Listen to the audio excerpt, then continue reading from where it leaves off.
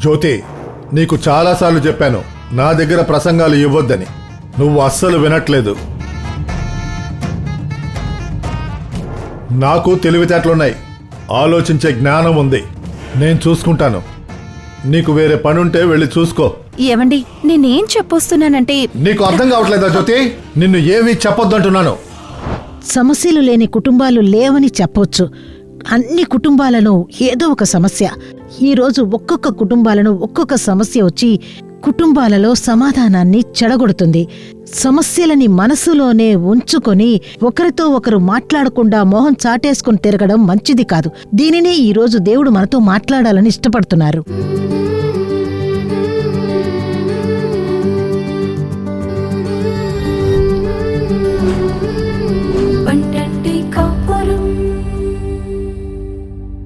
ప్రియమైన వారికి ప్రియమైన శుభాకాంక్షలు. ఈ 12 కాపురం కార్యక్రమం ద్వారా మిమ్మల్ని కలుసుకోవడం మాకు చాలా సంతోషం. ఈ రోజున మాట్లాడకుండా ఉండొద్దు అనే శీర్షికతో కార్యక్రమం చూడబోతున్నాము. కుటుంబ జీవితంలో భార్యాభర్తల మధ్య చిన్న చిన్న గొడవలు, కోప్పడ్డం అదంతా మామూలే. కానీ ఆ గొడవలు పెద్దవయ్యి ఒకరికొకరు మాట్లాడకుండా ఉండడం అది మంచిది కాదు. కొంతమంది చిన్న చిన్న మాటల్ని పెద్దది చేసి అది మనసులో పెట్టుకుని రోజులుగా, వారాలుగా, నెలలుగా, ఎందుకు సంవత్సరాల తరబడి మాట్లాడకుండా ఉన్నారు. ఇది కుటుంబాన్ని బాధిస్తుంది, పిల్లల్ని బాధిస్తుంది. లేఖనం చెప్తుంది, మీరు కోప్పడినా పాపాలు చెయ్యొద్దు. సూర్యుడు అస్తమించే ముందు మీలా కోపాలు ఉండకూడదు. ఇలా ఆ రోజు చేసిన పాపాల లెక్కల్ని ఆ రోజే దేవుని దగ్గర మన పాపాల్ని చెప్పి క్షమాపణ అడగాలి. మీరు ఇలా వదిలేస్తేనే మన కాపురం 12 కాపురంలా మారుతుంది. అది మాత్రమే కాదు, మన కుటుంబం ఆశీర్వాదంగా ఉంటుంది. ఇప్పుడు జ్యోతి యొక్క నాటకం చూద్దామా? 12 కాపురం.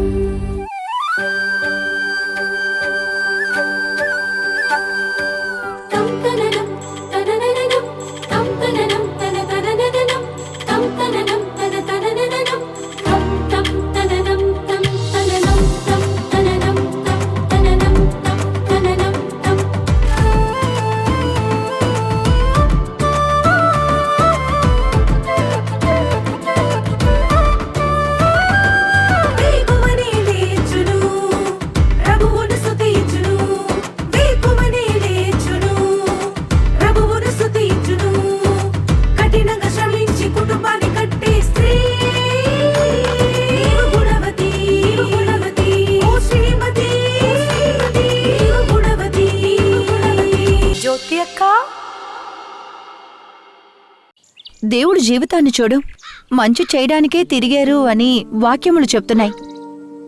రెస్ట్ కూడా ఆయన తీసుకోలేదు. ఎవరు వెతుకుంటూ వచ్చినా మొహం ఎత్తకుండా, వాళ్ళ మనసు బాధపడకుండా సాయం చేశారు నాన్న. అమ్మ ఏం చేస్తున్నాను? నేనేమన్నా డబ్బులు ఇస్తున్నానా? లేదు కదా. దేవుడు ఆలోచనలే కదా చెప్తున్నాను. దాన్నెందుకు అడ్డుకుంటున్నావు? నువ్వు కూడా నీ వల్ల ఏం మంచిని చెయ్యి, అదే దేవుడికి నచ్చుతుంది. ఏం చేస్తున్నావు జ్యోతి? ఎవరి కోసమో కన్న కొడుకుని తిడుతున్నావేంటి? నేనలా ఏం మాట్లాడాను? నువ్వేమీ చెప్పొద్దు. రేయ్, నువ్వు లోపలికి రారా. ఎప్పుడు చూసినా ఏదో ఒకటి చెప్తూనే ఉంటుంది.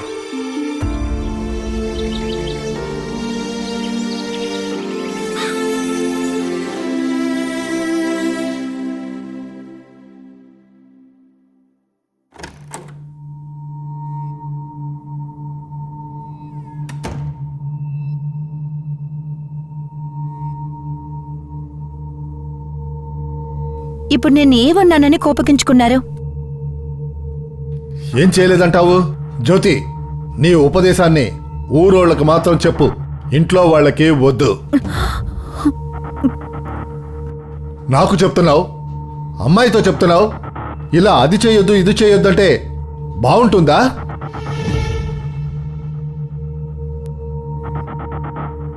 బయట వాళ్ళకే నువ్వు జ్యోతక్కవి, ఇంట్లో నువ్వు నాకు భార్యవి, పిల్లలకి అమ్మవి. నేను అలాగే కదా ప్రవర్తిస్తున్నాను. ఎందులో తక్కువ చేశాను? ఎక్కడలా ఉంటున్నావు? నువ్వేదో స్కూల్ టీచర్ లాగాను, పిల్లల్నేమో స్టూడెంట్స్ లాగాను చూస్తున్నావు. ఏవండి, నేను తప్పంటే చెప్పకూడదా ఏంటి? మీరే వాడికి సపోర్ట్ చేసి చెడగొడుతున్నారు. మన ఇద్దరిలో ఎవరైనా ఒకరు కఠినంగా ఉండాలి. నాకు తెలుసు జ్యోతి, ఎప్పుడు బుద్ధి చెప్పాలి, ఎప్పుడు సపోర్ట్ చేయాలి అని. నువ్వు కాస్త అర్థం చేసుకొని నడుచుకో.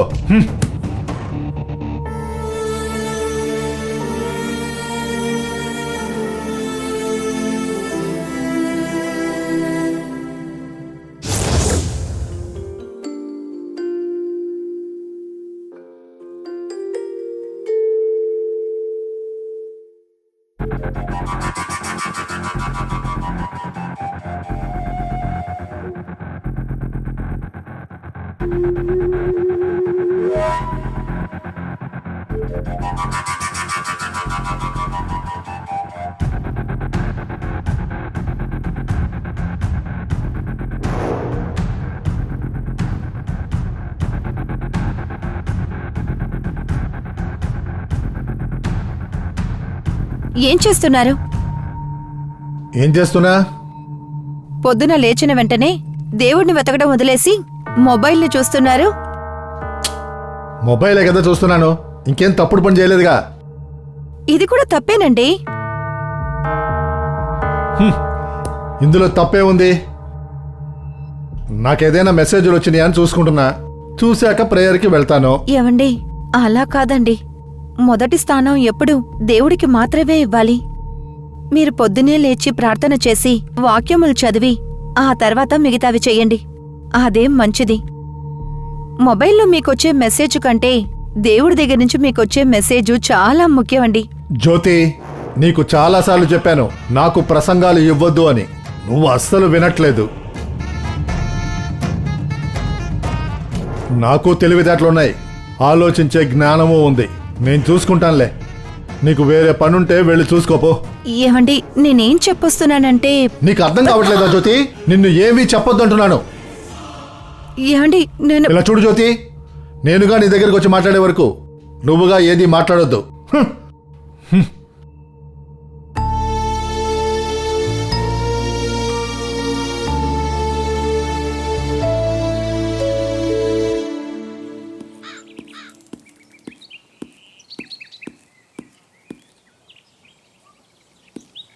ఏమండి, నేను వస్తాను. కాయగూరల కొట్లు వదిలేయండి. ఆగండి.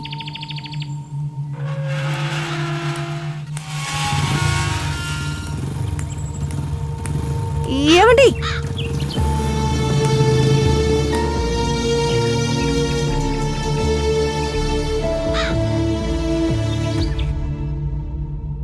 ఫీల్ అవ్వద్దమ్మా. నాన్న గురించి మీకు తెలుసు కదా, 2-3 రోజుల్లో సరవుతుంది. నేను మంచే కదా చెప్పాను. దానికెందుకు కోపగించుకున్నారు? వాడు నాతో మాట్లాడట్లేదు. ఈ ఇంట్లో ఎవరికీ నేను నచ్చలేదు. అమ్మా, అలా ఏం లేదమ్మా. అలా మాట్లాడొద్దు. వాడు ఏదో భయంతో అలా మాట్లాడుంటాడు. నేను చూసుకుంటాను. నాన్నతోని వాడితోని నేను మాట్లాడతాను. వద్దు మాసి. తర్వాత నాన్న నీతో కూడా మాట్లాడకుండా ఉంటారు.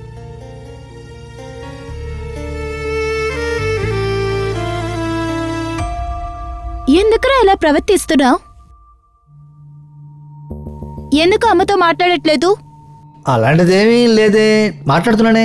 నాకు తెలుసు, నువ్వు నాన్న అమ్మతో మాట్లాడట్లేదు. ఎవరు? మీ అమ్మ చెప్పిందా? నాన్న, ఏంటి మెర్సీ, నువ్వు మీ అమ్మలాగానే అడ్వైస్ చేయడం ప్రారంభించినట్టుకున్నావు? అలా ఏం లేదు నాన్న. అమ్మ పాపం కదా. ఎవరు కాదన్నారు? కొద్ది రోజులు మాట్లాడకుండా ఉంటే బుద్ధి వస్తుందిలే. మెర్సీ, దీని గురించి నువ్వు అసలు మాట్లాడొద్దు. నేను చూసుకుంటానులే.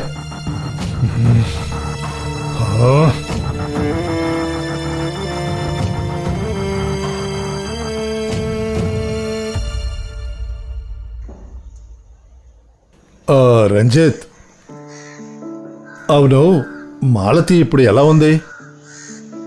ఇప్పుడు బాగానే ఉందండి. ఆవిడ ఎందుకు సూసైడ్ అటెంప్ట్ చేసింది? అసలు మీ మధ్య సమస్య ఏంటయ్యా? సమస్య ఏమీ లేదు. నేను కొద్ది రోజులుగా మాలతితో మాట్లాడలేదు. దానికోసం... మాట్లాడకుండా ఉన్నావా? నేను కూడా జ్యోతితో మాట్లాడకుండా ఉన్నానే. దానికా ఈ నిర్ణయం తీసుకుంది? అవునండి. తర్వాత అక్కయ్యే వచ్చి మాట్లాడింది. భార్యాభర్తలు మాట్లాడకుండా ఉండడం మంచిది కాదు. అది కుటుంబంలో ఎన్నో సమస్యల్ని తెస్తుంది. అనవసరమైనవే ఆలోచిస్తారు. ఈరోజు ఎన్నో కుటుంబాలలో, క్రిస్తువుల కుటుంబాల్లో కూడా భర్త భార్యతోనూ, భార్య భర్తతోనూ మాట్లాడేదే లేదు.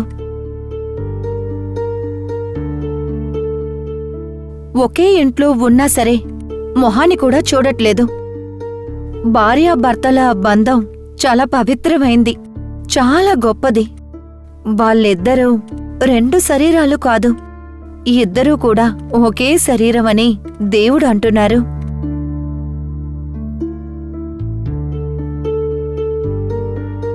ఒకే శరీరంలో ఎందుకు చేదు, కోపం? చెప్పండి. ఏంటి రంజిత్, మీ శరీరాన్ని మీరే కోసేసుకుంటారా? లేదక్కా. అలాగే ఇది కూడా. భార్య కూడా సొంత శరీరం అని భర్త తలుచుకుంటే, భర్త కూడా నా సొంత శరీరం అని భార్య తలుచుకుంటే చేదుకి స్థానం ఎక్కడా? అసలు కోపం ఎక్కడా?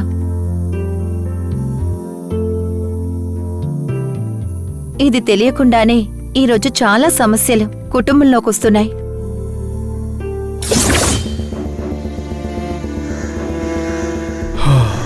ఏంటండి ఆలోచిస్తున్నారు? ఏం లేదు రంజిత్, నేను బయలుదేరుతాను.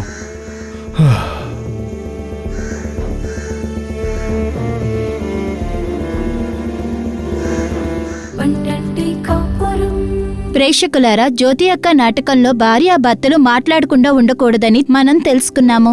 దీని తర్వాత సహోదరి వసంతి పాల్ గారు మీకోసం దేవుని వాక్యం మీతో పంచుకుని ప్రార్థించడానికి సిద్ధంగా ఉన్నారు. ప్రార్థనతో దేవుని వాక్యం వినండి, దేవుడి దగ్గర నుంచి అద్భుతాలని పొందండి.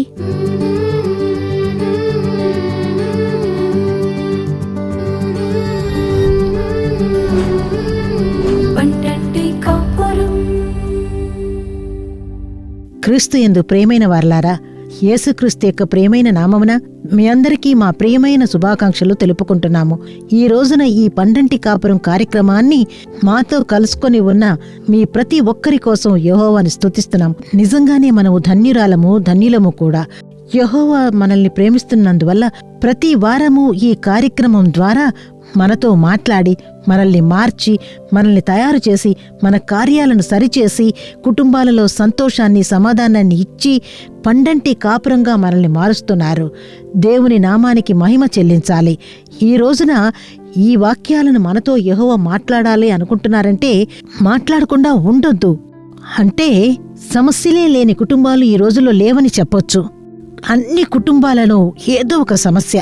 ఈరోజు ఒక్కొక్క కుటుంబాలను ఒక్కొక్క సమస్య వచ్చి కుటుంబాలలో సమాధానాన్ని చెడగొడుతుంది. చూడండి, అది ఒకవేళ పిల్లల ద్వారా రావచ్చు, లేదా భర్త ద్వారా రావచ్చు, భార్య ద్వారా రావచ్చు, లేదా భర్త కుటుంబం ద్వారా, భార్య కుటుంబం ద్వారా కుటుంబంలో సమాధాన కొరత ఏర్పడవచ్చు. సమస్యలు రావచ్చు. డబ్బు సమస్య, అప్పుల సమస్య, అనవసరమైన అనుమానాలు, ఈ విధంగా పలు కారణాల వల్ల కుటుంబాలలో సమస్యలు వస్తూ ఉంటాయి. కానీ సమస్యలను మనసులోనే ఉంచుకొని ఒకరితో ఒకరు మాట్లాడకుండా మొహం చాటేసుకుంటూ వెళ్ళడం మంచిది కాదు. దీనినే ఈరోజు మనతో దేవుడు మాట్లాడాలని ఇష్టపడుతున్నారు. ఈరోజు ఎన్నో కుటుంబాలలో భార్యాభర్తలు మాట్లాడుకోవట్లేదు, పిల్లలతో తల్లిదండ్రులు మాట్లాడట్లేదు, తోడబుట్టిన సహోదరుల మధ్య గొడవలు మాట్లాడుకోవట్లేదు, ఎన్నో సంవత్సరాలుగా మాట్లాడుకోవట్లేదు. చూడండి, ఎన్ని సంవత్సరాలైంది మాట్లాడుకొని ఆ విధంగా చెప్పుకుంటారు. ఇదంతా మనం గర్వపడేటువంటి విషయాలేం కాదు. యెహోవా చిరాకు పడేటువంటి కార్యము. కుటుంబాలను యెహోవా సమాధానాలతో నింపి, సంతోషంతో నింపి రాబోయే పునరుజ్జీవనంలో ఉపయోగించబోతున్నారు. కానీ ఈరోజు కుటుంబాలలో విభజనలు, పోరాటాలు, సమస్యలు. చూడండి, భార్యాభర్త మధ్య సమస్య వస్తే పిల్లల్ని మధ్యవర్తిగా వాడతారు. నాన్న చెబుతాడు, ఇదిగో వెళ్ళి మీ అమ్మతో చెప్పు, సాయంత్రం నాకు లేట్ అవుతుంది, లేటుగానే వస్తానని చెప్పు అంటారు. భార్య ఏం చేస్తుంది, ఈ కొడుకునో కూతురునో పిలిచి, రే మీ నాన్న మధ్యాహ్నం వస్తాడా, మధ్యాహ్నం భోజనానికి వస్తాడా కనుక్కో అంటుంది. లేదా సాయంత్రం వచ్చేటప్పుడు ఈ వస్తువులు కొనుక్కురమ్మను అని పిల్లల్ని మధ్యవర్తిగా వాడతారు. భార్యాభర్తల మధ్య సమస్యలు వచ్చినప్పుడు పిల్లలు మధ్యవర్తులుగా ఉంటున్నారు. చూడండి, తండ్రి కొడుకు మాట్లాడుకోవట్లేదు. చాలా కుటుంబాలలో పిల్లలు పెరుగుతూ ఉన్నప్పుడు, అందులోనూ విశేషంగా మగపిల్లలు పెరుగుతున్నప్పుడు తండ్రి వద్ద మాట్లాడటం లేదు. అప్పుడు తల్లి మధ్యవర్తి అవుతున్నారు. అమ్మా ఆయనకి చెప్పండి, వచ్చే నెల ఫీజు కట్టాలి, లేకపోతే ఇక్కడికి వెళ్ళాలి, నాకు డబ్బు అడిగి ఇవ్వండి, లేదా ఇలా చెప్పండి అలా చెప్పండి అని పిల్లలు తండ్రి వద్ద మాట్లాడకుండా తల్లిని మధ్యవర్తి చేసుకుంటున్నారు. ఇలా ఎన్ని కుటుంబాల్లో మనం చూస్తున్నాం. కానీ దేవుని వాక్యం దీని గురించి ఏం చెప్పిందంటే, ఎఫెసీయులకి 4వ అధ్యాయము 26, 27 వాక్యాలను మనం చదివి చూసినప్పుడు, కోపపడుడి కాని పాపం చేయకుడి, సూర్యుడు అస్తమించు వరకు మీ కోపమును నిలిచి ఉండకూడదు, అపవాదికి చోటు ఇయ్యకుడి. ఈ విధంగా లేఖన వచనం చెబుతుంది. అయితే కోపం వస్తుంది, కోపపడుడి కాని పాపము చేయకుడి. కోపం వస్తుంది, అక్కడ సమస్యల వల్ల వస్తుంది, కానీ పాపము చేయడానికి చోటు ఇవ్వకూడదు. ఆ కోపం వల్ల పాపానికి చోటు ఇవ్వకూడదు. కోపం వచ్చిన వెంటనే అక్కడున్న మనుషులందరూ మొహాలు తిప్పుకొని వెళ్ళిపోతే మరి అక్కడ ఎవరుంటారు? కుటుంబంలో ఉండే 3, 4, 5 ఎవరూ మాట్లాడుకోకుండా ముఖాలను చాటేసుకుని అటుపక్క తిప్పుకుంటే అక్కడ యేసుకి ఇంకేం పని ఉంటుంది? యేసు ఉంటారా? ఇంకెవరు ఉంటారు? అపవాది వస్తాడు. అందుకే ఈ వచనాన్ని చెప్పి అదే అధ్యాయంలో 27వ వాక్యం చెబుతుంది, అపవాదికి చోటు ఇయ్యకుడి. అంటే ఈ విధంగా ఒకరితో ఒకరు సమాధానంగా లేకుండా మాట్లాడుకోకుండా మొహాన్ని తిప్పుకొనుంటే అక్కడ ఎవరు వచ్చి ఉంటారు? అపవాది వచ్చి కూర్చుంటాడు. దానికే దేవుడు చెప్పి ఉన్నారు, మీరు కోప్పడుడి కానీ పాపం చేయకుడి. సూర్యుడు అస్తమించడానికి ముందే మీ కోపము తగ్గిపోవాలి. ఆ కోపం తగ్గిపోవాలి, ఆ గొడవ లేకుండా పోవాలి, ఆ చిరాకు పోవాలి, ద్వేషం తొలగిపోవాలి, చిరాకు తొలగిపోవాలి, ఉండకూడదు. అలా ఉంటే అక్కడికి అపవాది వస్తాడు. దేవుడు అదే చెప్తున్నారు, అపవాదికి చోటు ఇవ్వకుడి, కోపాన్ని తగ్గించుకోండి అంటున్నారు. చూడండి, కొద్ది రోజుల క్రితం ఒక తండ్రిని తల్లిని తీసుకొని ఒక సహోదరుడు ప్రార్థించడం కోసం తీసుకుని వచ్చారు. ఆ తండ్రి తల్లి వాళ్ళకి పెద్ద పెద్ద పిల్లలు ఉన్నారు, పెళ్ళైన పిల్లలున్నారు. అందులో పెద్ద కుమారుడు తీసుకొని వచ్చాడు. అతను చెప్పాడు ఒక విషయం, మా అమ్మ నాన్న ఒకే ఇంట్లో ఉంటున్నారు కానీ 4 సంవత్సరాలుగా మాట్లాడుకోవట్లేదు. అమ్మ విడిగా వంట చేసుకుని తింటున్నారు, నాన్న చేసుకోగలిగితే చేసుకుంటారు, లేకపోతే బయట తినేసి వచ్చి పడుకుంటారు. 4 సంవత్సరాలుగా భార్యాభర్త పెద్ద పెద్ద పిల్లలు, వివాహమైన పిల్లలు, మనవలు పుట్టిన తర్వాత కూడా వీళ్ళిద్దరి మధ్య మాటలు లేవు. అప్పుడు మేము వాళ్ళని కూర్చోబెట్టుకొని మాట్లాడినప్పుడు, ఆ తల్లితో మాట్లాడినప్పుడు ఆమె చెబుతుంది, నేను ఇలాగే ఉంటాను, నేను మాట్లాడకుండా ఉండడమే ఆయనకి శిక్ష. ఎందుకో తెలుసా? ఆయన తాగేసి వస్తున్నాడు, తప్పుడు మాటలు మాట్లాడుతున్నాడు, అందువల్ల నేను మాట్లాడకుండా ఉండి ఆయనకి శిక్ష ఇస్తున్నాను. ఆయన ఎప్పుడు బాగుపడతాడో అప్పుడే మాట్లాడతాను, ఆ విధంగా చెప్తున్నారు. కానీ 1 పేతురు 3వ అధ్యాయము 1-2 వాక్యాలు ఏం చెప్తున్నాయంటే, భర్త ఒకవేళ దేవుని వచనానికి లోబడకుండా ఉంటే, అంటే రక్షణ పొందని వారు, తాగుడు అలవాట్లో ఉన్నవారు, లేదా ఏదో ఒక పాపపు అలవాట్లో ఉన్నవారైతే భార్యల యొక్క ప్రేమగల ఆప్యాయత గల నడవడికను వారు చూసి దేవుని వద్ద వారు చేర్చబడతారని చెప్పబడింది. కానీ ఈవిడ వ్యతిరేకంగా మాట్లాడుతున్నారు. నేను మాట్లాడకుండా ఉండడమే ఆయనకి శిక్ష, ఆయన బాగుపడి రానివ్వండి అప్పుడు మాట్లాడతాను అని చెప్తున్నారు. ఈ విధంగా వ్యతిరేకంగా మాట్లాడుకుంటూ ఎన్నో కుటుంబాలలో భార్యాభర్తల మధ్య సమస్యలు, సహోదరుల మధ్య సమస్యలు. చూడండి, సామెతలు 10వ అధ్యాయము 12వ వాక్యం చెబుతుంది, పగ కలహమును రేపును. ఆ విధంగా చెప్పబడింది, వివరంగా చెప్పబడి ఉంది. ఈ విధంగా 4 సంవత్సరాలుగా ఒకే ఇంట్లో ఉండి పగతో ఉంటే అదో విరోధంగా మారుతుంది. అయితే ఆ పగ విరోధంగా మారుతుంది. ఆ విరోధం ఏం చేస్తుందంటే ద్వేషాన్ని ఏర్పరుస్తుంది, వైరాగ్యాన్ని ఏర్పరుస్తుంది. అప్పుడు అక్కడ కలహం ఉంటుంది, గందరగోళం ఉంటుంది, కుటుంబంలో సమాధానం ఉండదు, ప్రశాంతత ఉండదు, ప్రేమ ఉండదు, సంతోషం ఉండదు, సకల సమస్యలు వస్తాయి. దీనివల్ల చూడండి, చాలా మంది భర్తలు వాళ్ళ ఇష్టానికి వాళ్ళు తిరగడం, భార్యలు వాళ్ళ ఇష్టానికి తప్పుడు సంబంధాలు లేదా ఆత్మహత్యలు. నా భర్త ఇలా మాట్లాడుతున్నారే, సమాధానం లేదని తప్పుడు నిర్ణయాలని భర్త తీసుకుంటున్నాడు, భార్య తీసుకుంటుంది, లేదా డివోర్స్కి అప్లై చేస్తున్నారు. ఈ విధంగా ఎన్ని కుటుంబాలు నాశనం అవుతున్నాయి. సమాధాన కొరత, తప్పుడు సంబంధాలు. ఈ విధంగా జరగడానికి కారణం ఏంటంటే, చిన్న చిన్న సమస్యలు వచ్చినప్పుడు అది పగగా మారి అది విరోధాన్ని తీసుకొచ్చి, ద్వేషాన్ని తీసుకొచ్చి ఈ విధంగా విడిపోవడానికి కారణమవుతుంది. లేదా తప్పుడు కార్యాలని, నిర్ణయాలు తీసుకునే కార్యాలని ఏర్పరుస్తూ ఉన్నాయి. నాకు ప్రియమైన యెహోవా బిడ్డలారా, ఒక భార్య భర్తల గురించి చెప్పగా నేను విన్నాను. వాళ్ళిద్దరి మధ్య ఎన్నో సమస్యలు ఉన్నాయి, అందువల్ల వాళ్ళిద్దరూ మాట్లాడుకోవట్లేదు. అయితే ఆ భర్త భార్యతో ఏవైనా చెప్పాలి అనుకుంటే ఒక చీటీ రాసి ఆ టేబుల్ మీద పెట్టేసేవాడట. భార్య ఏదైనా చెప్పాలి అనుకుంటే ఆవిడ ఒక చీటీ రాసి ఆ టేబుల్ మీద పెట్టేస్తుందట. ఆ విధంగా ఒకరితో ఒకరు మాట్లాడుకోవట్లేదు. చీట్లు రాసి పెడతారు. ఒకే ఇంట్లోనే ఉంటున్నారు, చీట్లు రాసి పెడుతున్నారు. అయితే ఒకసారి ఏం జరిగిందంటే ఆ సహోదరుడి పనిచేసే చోట ఒక ముఖ్యమైన మీటింగ్. అందువల్ల తెల్లవారుజామున 5 గంటలకు లేచి బయలుదేరవలసిన పరిస్థితి. ఈ సహోదరుడు ఏం చేశాడంటే రాత్రి పడుకోవడానికి వెళ్లకముందు ఒక చీటీ మీద రేపు ఉదయం నేను 5 గంటలకి పనికి వెళ్ళాలి, నన్ను లేపు అని ఒక చీటీ రాసి ఆ టేబుల్ మీద పెట్టేశాడు. అది ఈ సహోదరి చూసిన తర్వాత ఇద్దరు పడుకోవడానికి వెళ్ళిపోయారు. ఆ తర్వాత ఇద్దరు బాగా నిద్రపోయారు. ఉదయాన్నే ఆ సహోదరులు లేచి చూస్తే అప్పుడు టైం 6:15 అప్పుడు అతనికి భయంకరమైన టెన్షన్, కోపం. 5 గంటలకి లేపమని చీటీ రాసి పెట్టాను, నువ్వు లేపకుండా కిచెన్లో ఉన్న భార్య వద్దకు వెళ్ళి భయంకరంగా గొడవ పెట్టాడు, భయంకరంగా అరుస్తున్నాడు. ఈ సహోదరిని చూడండి, ఆవిడ ఏం మాట్లాడడం లేదు. ప్రశాంతంగా గబగబా వచ్చి ఈమె ఎక్కడికి వెళ్తుందని చూడ్డానికి వస్తే ఆ సహోదరుడు పడుకున్న మంచం మీద ఉన్న తలగడ పక్కన ఒక చీటీ రాసి పెట్టింది. టైం 5 అయింది, లేవండి. ఆ విధంగా ఒక చీటీ రాసి పెట్టింది. ఎలా లేవగలడు? ఆయన అరుస్తున్నాడు. చీటీ రాసి పెడితే నేనెలా లేవగలను? నన్ను తట్టి లేపి ఉండొచ్చు కదా అని అరుస్తున్నాడు. అప్పుడు ఆ సహోదరి చెప్పిందంట, మీరు నాతో మాట్లాడడం లేదు కదా, నేను ఎలా మిమ్మల్ని తట్టి లేపగలను? మీరు చీటీ రాసి నాకు చెప్తున్నారు, నేను చీటీ రాసి చెప్తున్నాను. ఆ విధంగా చెప్పింది. నాకు ముఖ్యమైన మీటింగ్, నా పనికి ఇప్పుడు సమస్య వచ్చి పడింది అని భయంకరంగా అరిచాడు. అప్పుడు సహోదరుడు భయంకరమైన గొడవ పెద్ద సమస్యగా మారి అప్పుడు ఆ ఇద్దరు ఆలోచించుకున్నారంట, ఎందుకు మన ఇద్దరు మాట్లాడుకోవడం లేదు? తప్పులు జరుగుతున్నాయి కదా, ఈ రోజుతో మనం కలిసిపోదామని వారి తప్పులు తెలుసుకొని తర్వాత ఒకరితో ఒకరు కలిసిపోయారట.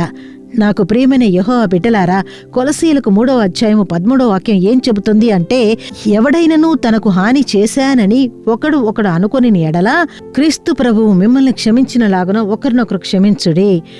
ఆ విధంగా మనం నడుచుకోవాలి. దేవుని యొక్క వాక్యం మనకు సలహా ఇస్తుంది. సమస్యలు కుటుంబాల్లో ఉంటూనే ఉంటాయి. అన్ని కుటుంబాల్లోనూ కోపాలు, సమస్యలు ఉంటాయి. కానీ మాట్లాడకుండా ఉండడం వల్ల సమస్య తీరిపోదు. బదులుగా ప్రార్థించాలి, మనసు విప్పి కూర్చొని మాట్లాడాలి. సమస్యకి పరిష్కారం ఏంటి? ఇద్దరు కూర్చొని మాట్లాడి, చూసారా, మాట్లాడకుండా ఉన్న భార్యాభర్త మధ్య సమస్యలు వచ్చి, గొడవలు వచ్చి, కలహం వచ్చి, తర్వాత తమకి తాము తప్పు తెలుసుకున్నప్పుడు కలుసుకున్నారు. ఏదో ఒక రకంగా దేవుని సమూహంలో వెళ్ళి ప్రార్థించి ఒకరితో ఒకరు మాట్లాడుకొని కలిసిపోతూ ఉండాలి. అనవసరమైన పట్టుదల, అనవసరమైన గర్వం, ఒప్పుకోకుండా పట్టిన పట్టు వదలకుండా అటువంటి స్వభావాలకి చోటు ఇవ్వకండి. యెహోవా బిడ్డలం మనం. దేవుడు ప్రేమను, ఐక్యతను మన వద్ద ఎదురుచూస్తున్నారు. అందువల్ల త్యాగంతో జీవించాలి. అణిగి వెళ్ళండి. భార్య భర్త ఒకరినొకరు అర్థం చేసుకోండి. అప్పుడే దేవుడు మనల్ని ఆశీర్వదిస్తారు. అపవాదికి ఇంట్లో చోటు ఉండదు. జీవము గల దేవుడు యెహోవా సమాధానకర్త, సమాధాన ప్రభువు మన కుటుంబంలోనికి వస్తారు. దానికోసం మనల్ని అప్పగించి ప్రార్థించబోతున్నాం. ఎంతో మంది ఈ రోజున మనసులో వేదనతో ఇలా మాట్లాడకుండా ఉన్నారు. ద్వేషంతో, వైరాగ్యంతో మాట్లాడనే కూడదు. ఆవిడ చెప్పిన విధంగా నేను మాట్లాడకుండా ఉండడం ఇతనికి శిక్ష అంటే అలా ఎంతమంది ఈ రోజున ఉన్నారు? ఈ రోజు దేవుడు మీతో మాట్లాడుతూ ఉన్నారు. కుటుంబాలలో సమాధాన కొరత వల్ల మాట్లాడకుండా ఉన్నారా? ఒకరికి ఒకరు మొహం చాటేసుకుని వెళ్లిపోతున్నారా? యెహోవా మీతోనే మాట్లాడుతున్నారు. సహోదరుడా, ఈ రోజు అర్పించు. సహోదరి, ఈ రోజు అర్పించు. పిల్లలారా, ఒకవేళ కుటుంబంలోని బంధువులు, చుట్టాలు ఎవరైనా సరే, ఈ రోజు దేవుడు మీతో మాట్లాడుతూ అర్పించుకుని ప్రార్థన చేద్దామా? మమ్మల్ని కాపాడే దేవుడా, మాలో ఒక సమాధానం రావాలయ్యా, అర్పిస్తున్నామని చెప్పి మీరు అర్పించేటప్పుడు యెహోవా మీకు సహాయం చేస్తారు. అపవాది క్రియలు నాశనం అవుతాయి. సమాధానకర్త యేసు వస్తారు. ప్రార్థన చేద్దామా? ప్రియమైన దేవుడా, ఈ వాక్యాల ద్వారా ఈ జనంతో మీరు మాట్లాడారు అయ్యా. మేము విశ్వసిస్తున్నాము. కుటుంబాలలో కనిపించేటువంటి సమస్యలు, పోరాటాలు, సమాధాన కొరత నిమిత్తము ఒకరితో ఒకరు మాట్లాడుకోకుండా సంవత్సరాల కొలది, నెలల కొద్దీ ఇటువంటి పగతో రగిలిపోయేటువంటి ప్రతి ఒక్క సహోదరుడిని, ప్రతి ఒక్క సహోదరిని, ప్రతి బిడ్డని, కుటుంబంలోని ప్రతి వారిని దేవుడు ఈ రోజు దీవించదురుగాక. మీరు వారితో ఏకీభవించండి అయ్యా. ఈ రోజు ఈ సమస్యలకు ఒక పరిష్కారం కావాలి. ఒకరితో ఒకరు మనసు విప్పి మాట్లాడుకొని ప్రార్థన చేసి కార్యాలను సరిచేయ మా దేవుడు సహాయం చేసేదురుగాక. సమాధానాన్ని చెడగొడుతూ ఉన్న పగని ఏర్పరిచి, ఈ విధంగా ఒకరితో ఒకరు మాట్లాడుకోకుండా పగని, విభజనలను ఏర్పరిచేటువంటి సకల శత్రువుల క్రియలు నజరేయుడగు యేసుక్రీస్తు యొక్క శక్తిగల నామము ద్వారా ఈ రోజు కట్టబడునుగాక. యెహోవా యొక్క ఆత్మ అయిన వారు దిగెదురుగాక. సమాధానకర్త ప్రతి కుటుంబంలోనూ దిగెదురుగాక. విడుదలను ఇవ్వండి తండ్రి, సమాధానాన్ని ఇవ్వండి తండ్రి. మాట్లాడకుండా ఉన్న వారి మధ్య సమాధానం ఏర్పడి బాగా మాట్లాడి యెహోవాను స్తుతించడానికి, దేవునికి ప్రీతిగల బిడ్డలుగా జీవించడానికి దేవుడు యెహోవా కృపను చూపెదురుగాక. మీరే చేయగలరు అయ్యా, ఖచ్చితంగా మీరు చేయగలరయ్యా. మీరు క్రియ చేయండి దేవుడా. కుటుంబాలలో మార్పుని ఏర్పరచండి అయ్యా. బంధువుల మధ్య ఏర్పరచండి అయ్యా. కన్న బిడ్డల మధ్య, భార్య భర్తల మధ్య సమాధానం దిగొచ్చును గాక. యెహోవా విధంగా చేస్తున్నందుకు స్తోత్రము. అన్ని దుష్ట శక్తులు నాశనమై ఈ రోజు కుటుంబాలలో సమాధానము, సంతోషము మీరు ఇచ్చినందుకు మీకు స్తోత్రమయ్యా. పండంటి కాపురంగా ప్రతి కాపురాన్ని మార్చెదురుగాక. యెహోవా విధంగా చేసినందుకు మీకు స్తోత్రము. యేసుక్రీస్తు ద్వారా వేడుకుంటున్నాము మంచి తండ్రి. ఆమేన్. ఆమేన్. ఏంటి ప్రేక్షకులారా, ఈ రోజు కార్యక్రమం మీకు ప్రయోజనంగా ఉందని నమ్ముతున్నాము. మీరు పొందిన మేళ్లను, ఆశీర్వాదాలను మాకు తెలియజేయడం మర్చిపోకండి. మీ ప్రార్థన అవసరాలను మాకు ఉత్తరం ద్వారా, ఈమెయిల్ ద్వారా తెలియజేయండి. మీకోసం ప్రార్థించడానికి, సలహా ఇవ్వటానికి సహోదరు మోసే లాస్రస్ గారు, దేవుని పరిచారకులు సిద్ధంగా ఉన్నారు. ప్రార్థిద్దాం రండి కార్యక్రమం శని, ఆదివారం చూడడం మర్చిపోకండి. మళ్ళీ వచ్చే వారం ఇదే కార్యక్రమంలో కలుసుకుందాం. అంతవరకు దేవుని కృప మీపై ఉండుగాక. మరిన్ని వివరములు, ప్రార్థన అవసరతల కోసం సంప్రదించండి. యేసు విడిపించుచున్నాడు పరిచర్యలు, నాలుమావడి, తూతుక్కుడి జిల్లా 628211. మా ఫోన్ నంబర్లు 9487734603, 8106072222, info@jesusredeems.org. దేవుడు మిమ్మును దీవించునుగాక.